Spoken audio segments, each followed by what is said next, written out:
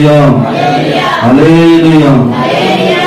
మనను ప్రేమించి నేను ఆహ్వానించిన దైవజనులకు, దైవజనులకు హృదయపూర్వకమైన వందనాలు.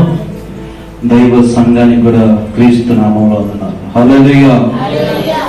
చాలా చక్కగా మీరు పాటలు పాడుతున్నారు, చాలా సంతోషం.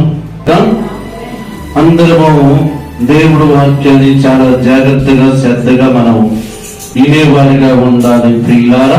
అందరము చప్పట్లు కొట్టి ప్రభువును మైకొచ్చినాం ప్రియులారా. ఎందుకంటే మనకంటే గొప్పవారు, మనకంటే ధనవంతులు, మనకంటే అందసందాలు కలిగిన వారు, మనకంటే లగ్జరీ జీవితం జీవించిన వారు అందరూ కూడా కాలగర్భంలో కలిసిపోయారు. దేవుడు మహాకృపను బట్టి మనల్ని బతికిస్తున్నాడంటే ఆయన సన్నిధిలో మనం ఆయన మహిమపరచడానికి. దేవుడు వాక్యానికి వెళ్దాం ప్రియులారా. 2 కొరింథీ 5:17 కాగా ఎవరైనాను క్రీస్తు యందున్న వెడల వాడు నూతన సృష్టి, పాతవి గతించును, ఇదిగో చాలు. అంటే క్రీస్తు యందు ఉన్న వెడల వారు ఏం కావాలంట? నూతన సృష్టి కావాలి, పాతే గతించుకోవాలి. అంటే క్రీస్తులోకి వచ్చినాక, క్రీస్తుని వెంబడించుతున్నాక ఆ మనిషిలో ఏం మారాలి? నూతనంగా మార్పు రావాలి, నూతనంగా మారాలి, పాతే గతించుకోవాలి. అంటే క్రీస్తులోకి వచ్చినాక మరి పాత ఉండొచ్చా? ఉండకూడదు. పాత ఉండొచ్చా? ఉండొచ్చా? ఉండకూడదా? ఉండకూడదు. పాత ఏంటి? క్రీస్తులోకి వచ్చినాక నూతన సృష్టి ఏంటని కొద్ది నిమిషాలు మీతో పంచుకుంటాను ప్రియులారా. దేవుణ్ణి నమ్మతలికి మన జీవితం చాలా విధాలుగా ఉండేది, చాలా రకాలుగా ఉండేది, చాలా ఆలోచనతో ఉండేది, చాలా మార్గాలతో వెళ్ళేది, చాలా ప్రయాణాలు చేసేది. కానీ ప్రియులారా, ఇటువంటి ప్రయాణంలో క్రీస్తుని తెలియతలికి మన మాటలు వేరుగా ఉన్నాయి, మన ప్రవర్తన వేరుగా ఉంది, మన నడవడికి వేరుగా ఉంది, మన భాష వేరుగా ఉంది, మన యొక్క విధానమే ఏరుగా ఉన్నది ప్రియులారా. క్రీస్తు గురించి నీకు తెలియదు కాబట్టి, క్రీస్తు యొక్క ప్రేమ గురించి నీకు తెలియదు కాబట్టి, క్రీస్తు యొక్క వాక్యం నీకు తెలియదు కాబట్టి లోకంలో ఉన్న అన్నిటికీ అలవాటుగా మారిపోయారు, లోకంలో ఉన్న అలవాట్లకి బానిసైపోయారు. ఒకప్పుడు నేను బాగా సిగరెట్లు తాగేవాడిని, నేను ఒకప్పుడు బాగా బీర్లు తాగేవాడిని, ఒకప్పుడు నేను బాగా బీడీలు తాగేవాడిని, ఒకప్పుడు నేను బాగా సొట్లు తాగేవాడిని, ఒకప్పుడు నేను బాగా అమ్మరేసుకునేవాడిని, ఒకప్పుడు నేను బాగా ఖైదీ తినేవాడిని, ఒకప్పుడు నేను బాగా సినిమా చూసేవాడిని, ఒకప్పుడు నేను బాగా సీరియల్ చూసేవాడిని, ఒకప్పుడు బాగా సావాసాలకి తిరిగేవాడిని, ఒకప్పుడు నేను బాగా పేకాట ఆడేవాడిని, ఒకప్పుడు నేను జులాయిగా తిరిగేవాడిని.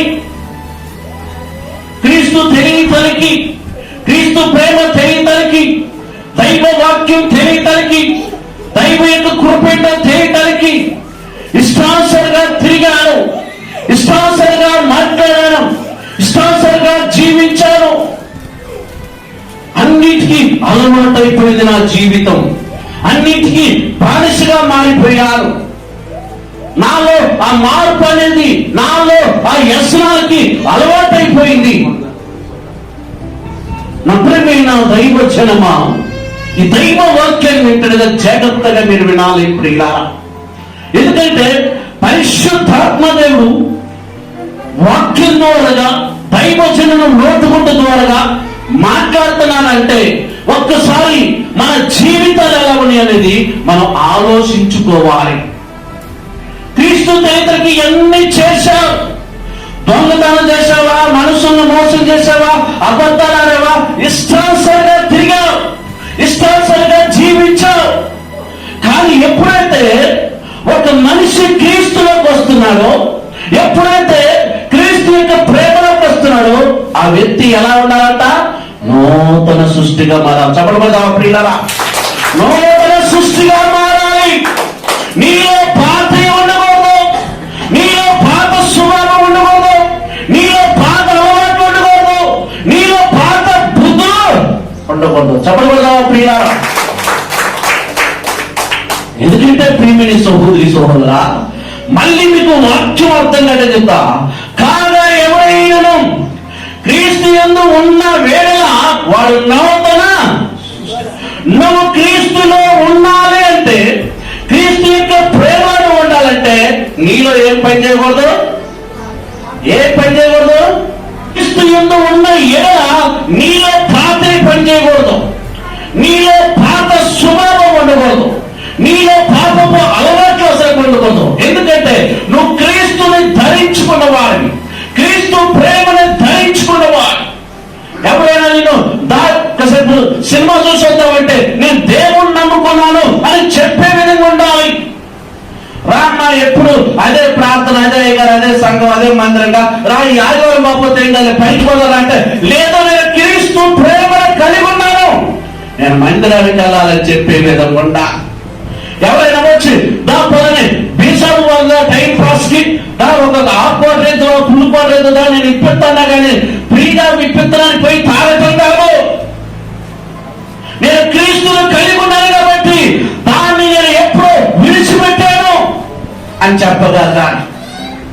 ఎవరైనా ప్రియుల భర్త భార్యలు గొడవ పెట్టుకుంటుంటే ఆయనకి ఎగేసి ఎగేసి ఏ వెరగినట్టుగా గొడవ పిల్లలు కూర్చోడం కాదు, గొడవని చల్లార్చాలి, ఆ గొడవని చల్లార్చాలి. నేను క్రీస్తుని కలిగి ఉన్న బిడ్డ కాబట్టి క్రీస్తు ప్రేమను చూపించాలి. చూపించగలుగుతున్నావా మనము? యేసు క్రీస్తు ఉన్న ఏదో వాడు నూతన సృష్టి. నూతన సృష్టి అంటే నీలో మార్పు రావాలి. వచ్చిందా మార్పు? సినిమాలు బంద్ చేసినారా? సీరియల్ బంద్ చేసినా? అబద్ధాలు బంద్ చేసినా? జిమ్ముకు చేయటం బంద్ చేసినా? నిజంగా క్రీస్తు మనలో ఉండాలంటే, మనం క్రీస్తులో ఉండాలంటే క్రీస్తుకు నచ్చినట్టుగా మనం ఉండాలి, మనకు నచ్చినట్టుగా కాదు అని తప్ప చూడాలి. అవునా కదా? ఈరోజు ప్రియులారా, నిజంగా మనం చాలా మందికి మారు మనసు అంటే ఏంటో తెలియదు. మన మారు మనసు గురించి చాలా మందికి తెలియనట్లా. అందుకనే మారు మనసు గురించి దేవుడు ఏం చెప్తారంటే, క్రీస్తు యందు ఉన్న వేళ వాడు నూతన సృష్టి, పాతయే ఏం చేయాలి? పాత కొన్ని కావాలంటే కొన్ని వదులుకోవాలంట మనం. అవునా? దైవ బిడ్డలు కాబట్టి క్రీస్తు యందు మనం ఏం కావాలంట? నూతన సృష్టి. అయితే ప్రియులారా, బైబుల్ అలా ఒక వ్యక్తి అయిందండి ప్రియులారా. నూతన సృష్టిగా ఎలా మారిందో, ఆ మారినాక ఆ మనిషి ఎలా ఉందో ప్రియులారా, ఆ పేరైతే రాయబడలేదు కానీ ఆ గురించి దేవుడు గొప్పగా రాయించిండు ప్రియులారా. మనందరూ తెలిసిన మాటే యోహాను సువార్త 4వ అధ్యాయములో 9వ వచనం 10వ వచనం కనపడింది ప్రియులారా. యాకోబు బావి దగ్గరికి సమరయ స్త్రీ వచ్చింది. ఎవరొస్తారంట? సమరయ స్త్రీ వచ్చింది. ఎన్నింటప్పుడు వస్తుంది?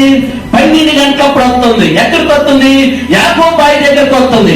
యాకోబు బావి దగ్గరికి ఎందుకు వస్తుంది? నీళ్లు చేదుకోవటానికి వస్తుంది. నీళ్ళు ఎప్పుడు చేదుకుంటాం మనం? చేదుకుంటే పొద్దున పూట చేదుకుంటాం, లేకపోతే సాయంత్రం పూట చేదుకుంటాం. కానీ ఏంటి, ఏమో మధ్యాహ్నం పూట ఎందుకు వస్తుందంటే ఎవరు లేని సమయంలోకి వచ్చి ఎవరు లేనిది చూసి నీళ్లు చేదుకోవటానికి వస్తుంది. ఆమె భయంకరంగా ఆ పట్టణంలో, ఆ ప్రాంతంలో భయంకరంగా పాపంతో నింపబడ్డది. భయంకరంగా మనుషులని మోసం చేస్తుంది ప్రియులారా. అలా ఒక 5గురిని ప్రియులారా కుర్రోల్ని పడేసింది ప్రియులారా. 5గురిని కూడా మీటింగ్ చేస్తున్నటువంటి ఒక స్త్రీ ప్రియులారా. అటువంటి స్త్రీకి దేవుడు యాకోబు బావి దగ్గరకు వచ్చి ఆమె గురించి చెబుతున్నాడు, ఆమె గురించి మాట్లాడుతుంటే ప్రియులారా, ఆమె నీళ్లు చేదుకోవటానికి వచ్చిన ఆమె ఏమైందంటే యేసు మాటలు హృదయంలోకి చేర్చుకుందంట. చెప్పగలుగుతావా ప్రియులారా? యాకోబు బావి దగ్గరికి యేసు ప్రభు ఎందుకు వచ్చిందంటే ఆమె బతుకును మార్చడానికి వచ్చిండు, ఆమె జీవితాన్ని సరిచేయడానికి వచ్చిండు. ఆ పట్టణంలో, ఆ ప్రాంతంలో, ఆ గ్రామంలో విలువ లేకుండా, మంచి పేరు లేకుండా, మంచి జీవితం లేకుండా జీవిస్తున్నటువంటి సమరయ స్త్రీని మార్చడానికే యేసు క్రీస్తు ఆ యాకోబు బావి దగ్గర మధ్యాహ్నం పూట నిలిచిపోయాడు ప్రియులారా. యేసు మాటలు విన్నాక నీళ్లు చేదుకోవటానికి వచ్చినావా, నీరు చేరుకోవటం విడిచిపెట్టి ఎక్కడికి వెళ్తే ప్రియురా ఆమె గురించి అంతా చెప్పిండు, ఆమె హిస్టరీ అంతా చెప్పిండు, ఆమె క్యారెక్టర్ అంతా చెప్పిండు. చెప్పినాక ఇది నీకు ఎలా తెలిసింది? ఎవరికి తెలియకుండా నేను చేసిన అన్ని కూడా నువ్వు చెప్తున్నట్టే నువ్వు ప్రవక్తవా, మెస్సయ్యా అని ప్రియులు చెప్పి ఏమైనా నా గురించి చెబుతున్నాడా అన్నది వెరిగి ఆమె ఏం చేసింది తెలుసా ప్రియులారా? నీళ్ళు చేదుకోవటానికి వచ్చినావా బాయి కడ కొండ విడిచిపెట్టి గ్రామంలోకి వెళ్ళిపోయింది. చెప్పడం కదా ప్రియులారా? అలాగే గ్రామంలోకి ఎందుకు వెళ్ళిపోయింది?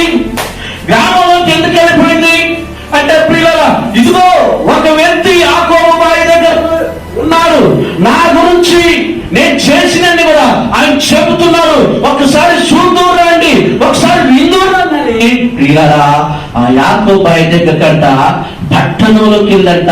అంతకుముందు ఎవరైనా చూస్తే ఏమనుకుంటారో అనుకున్నావా?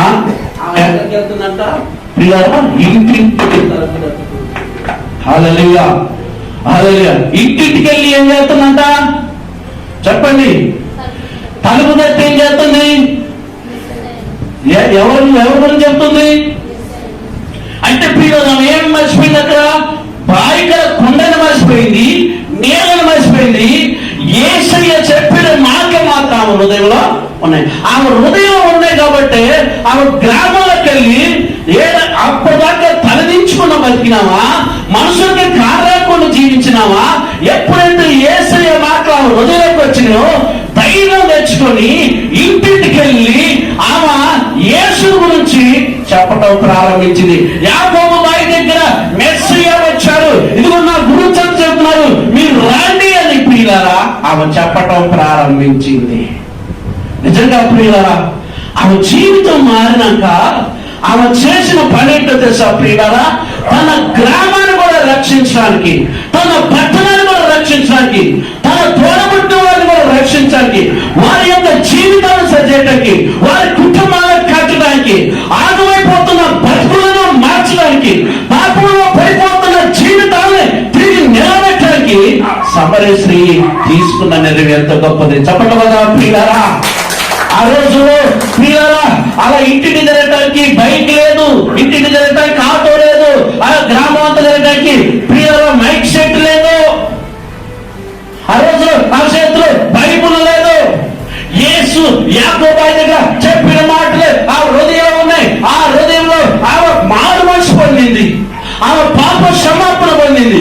యేసు వాక్యాన్ని ఎప్పుడైతే విన్నదో ఆ జీవితంలో మార్పు చెందింది, ఆ జీవితంలో మారు మనసు కలిగి ఉంది ప్రియులారా.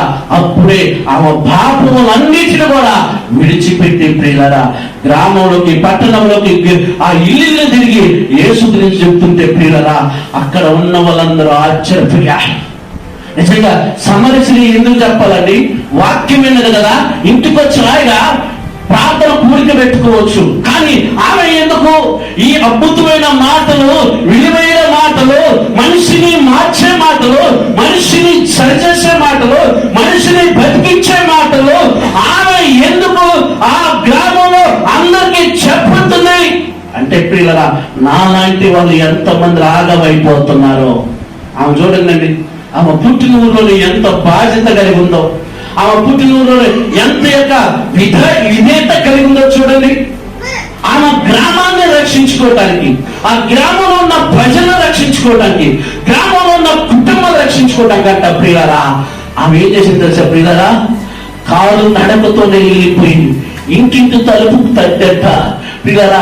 ఒకరు తలుపు తీయొచ్చు, ఒకరు తలుపు తీయకపోవచ్చు, ఒకరు మాట వినొచ్చు, ఒకరు మాట వినకపోవచ్చు, ఒకరు ముందే మగ మాట్లాడకుండా మాట్లాడచ్చు, ఒకరు ముందే జాలిపడి మాట్లాడచ్చు.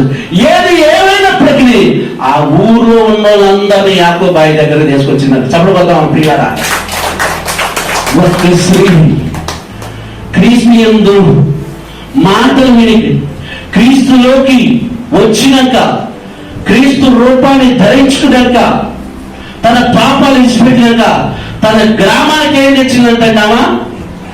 ఏం తెచ్చిందంట? సువార్తను తెచ్చింది. ఆ సువార్త ద్వారా రక్షణ తెచ్చింది. మనం ఎన్ని సంవత్సరాల నుంచి వాక్యాన్ని వింటున్నామో, ఎన్ని సంవత్సరాల నుంచి మనం పాటలు పాడుతున్నాం, ఎన్ని సంవత్సరాల నుంచి మనం ప్రార్థన చేస్తున్నాం, ఎన్ని సంవత్సరాల నుంచి దైవ మందిరంలో, దైవ సంఘంలో, దైవ ప్రేమలో మనం వెతుకుతున్నాం. ఆ స్త్రీ మారిందంటే ఆమె సాక్ష్యం మనకు కనపడుతుంది. ఆమె దేవుడిలోకి మార్చబడదంటే ఆమె జీవితం మార్చబడి తిరిగి ఆమె యేసు నుంచి వెళ్ళినాక ఆమె పాపం చేయలేదు, తిరిగి పాపానికి మళ్ళీ దారి చూపించలేదు. తన పట్టణంలో ఉన్న వారందరంట 2 రోజులు యాకోబాయి దగ్గరికి తీసుకొచ్చి 2 రోజులు దేవుడు వారికి అందించిందంట అండి. ప్రియ చెప్పబడదాం ఒకసారి. పాంప్లెట్ వేయలేదు, పోస్టర్ వేయలేదు, పబ్లిసిటీ చేయలేదు, మనలాగా మైకులు లేవు. ఒక్క స్త్రీ ఆ రోజులో టెక్నాలజీ లేకపోయినా జీవితం బాగలేదండి అందరూ చూసేవాళ్ళు చూసినా, దూషించేవాళ్ళు దూషించినా ఆమె అనుకున్నది ఒకటే, నేను కలిగి ఉన్న రక్షకుని, నేను కలిగి ఉన్న మాటలను నా ప్రజలకు చెప్పాలి అని ప్రియులారా యాకోబాయి దగ్గరికి వాళ్ళందరూ నడిపించిందంట. మనం ఎంత మంది నడిపిస్తున్నాం నా ప్రేమైన జనమా? నిజంగా మనం నిజంగా మానవ మనసు పొందినవా? నిజంగా క్రీస్తులు మన నూతన సృష్టిగా మారినవా, మారలేదా? ఏదో ఒక ఆదివారం వచ్చి వెళ్ళిపోతున్నాం, తర్వాత మన జీవితం ఎలా ఉంటుంది, మన విధానం ఎలా ఉంటుందో ఒకసారి ఆలోచన చేయాలి ప్రియ. ఎందుకంటే ప్రేమైన సహోదరా, నువ్వు క్రీస్తులో ప్రియరా, యేసుక్రీస్తు యందు నువ్వు నూతన సృష్టిగా మారకపోతే నువ్వు పాత అలవాట్లోనే నువ్వు ఉన్నట్టు. నువ్వు పాటలు పాడవచ్చు, నువ్వు ప్రార్థన చేయవచ్చు, మంచిగా బైబిల్ చదవచ్చు, మంచిగా నువ్వు ప్రియులారా చప్పట్లు కొట్టచ్చు, దేవుడు పరిచయం చేయొచ్చు, కానీ నీలో పాత అలవాట్లు అవి వదులుకున్నవా, అవి ఫాలో అవుతున్నవా? ఒక్కసారి ఆలోచన చేయండి. వాటిని అమ్మడిస్తున్నావా? ఒకసారి మీరు ఆలోచన చేయండి. ఈ స్త్రీ ఏం చేసిందంట? తన పట్టణానికి సువార్తను తెచ్చింది. మరి మన జీవితం, మన కుటుంబం, మన పరిస్థితి ఆ రోజుల్లో ప్రియులారా ఆమె తీసుకుని ఎంత అద్భుతమైన చూడండి. ఈరోజు మనకి సైకిల్ ఉన్నాయి, బైకులు ఉన్నాయి, కార్లు ఉన్నాయి, ఆటోలు ఉన్నాయి. మనం ఏం చేయగలుగుతున్నాం? ఆ క్రీస్తు ప్రేమను బతుకున్న మనం, ఆ క్రీస్తు యొక్క శక్తిని బతుకున్న మనం ఏం చేయగలుగుతున్నాం? అందుకనే బైబిల్లో ఒక మంచి మాట ఉందండి ప్రియులారా. చూద్దాం, మత్తయి సువార్త చూడండి ప్రియులారా, 3:6 వచ్చిన చూడండి ప్రియులారా, చక్కగా తెలియపరచబడింది. మత్తయి సువార్త 3:6 ప్రియులారా,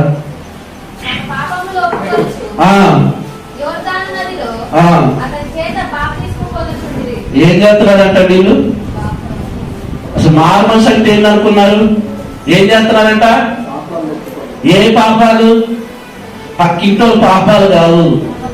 మనకున్న పనులు ఏంటంటే మన గురించి చెప్తుంటే మన గురించి కాదులే, పక్కింట గురించి అని మనం అంటాం. దేవుడు నీ గురించి నా గురించి చెబుతున్నారు. వారు పాపాలను ఒప్పుకుంటూ ఏం చేస్తున్నారంట? యోర్దాను నదిలో ఎవరంట? వీళ్ళు సద్దుకయ్యులు, వీళ్ళు యూదులు. ఎవరు బాప్టిజం ఇస్తుంది? యోహాను గారు ఇస్తున్నారు. ఎక్కడ ఇస్తున్నారు? యోర్దాను నదిలో ఇస్తున్నారు.